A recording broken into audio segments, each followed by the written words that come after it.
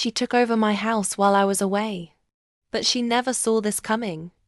When I left for my vacation to Tuscany, I never imagined I'd come home to strangers sleeping in my bed. That's how it all began. I'm Eleanor, 72 years old retired schoolteacher, avid gardener, and not someone you mess with. My son, David, and his wife, Crystal, moved in with me after he lost his job. I opened my home with love and patience. I cooked, I cleaned, I gave them space. But while I was sipping wine under the Tuscan sun, they were plotting. I came back 3 weeks later to find my home unrecognizable. The kitchen was gutted, my vintage furniture replaced with sterile IKEA knockoffs. My rose garden dug up for a fire pit I never approved. And worse, Crystal's parents were now living in my guest rooms. Yes, her parents. Not a phone call, not a text. Just a smug. We thought it would be better for everyone, but I'm not a woman who cries in silence. I smiled. I waited. And then, I executed the most savage, elegant revenge you've ever heard. You see, my house was never gifted to David. It was in my name, paid off since 1998. I contacted my lawyer the very next morning and rewrote my will, placing everything including the house into a living trust with strict conditions. Neither David nor Crystal would see a dime unless they met very specific terms.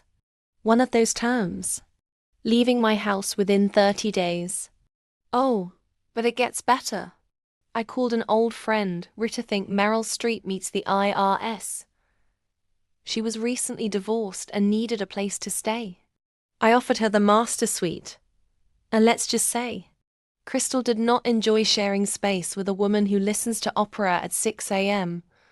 and reheats garlic stew at midnight. Suddenly, Crystal's parents were gone. Poof. Rita stayed. Just when they thought I couldn't get colder, I called a family meeting. I had coffee, cookies, even a fake smile. Then I slid them an envelope. It was a notice. I sold the house. To Rita. Yes, I sold my own house to my best friend for $1. Crystal's jaw hit the floor. David stammered. You can't do that. Oh, honey, I whispered. I just did. The new owner gave them a formal eviction notice. 30 days. Tick-tock. They left in 21. But here's the kicker. The day after they moved out, Rita sold the house back to me. For $1. I got my home back without the freeloaders, the renovations, or the chaos. And now I live in peace, surrounded by my roses and quiet. And guess what? Crystal tried to come back to apologize, so I sent her a photo of my front door. Locked. The moral of the story: never underestimate a little old lady with a passport and a plan. If you thought this revenge was cold, you haven't seen anything yet. Subscribe now for more real-life revenge stories that prove it's never too late to fight back and win. Because sometimes karma needs a little push. And I'm happy to deliver it.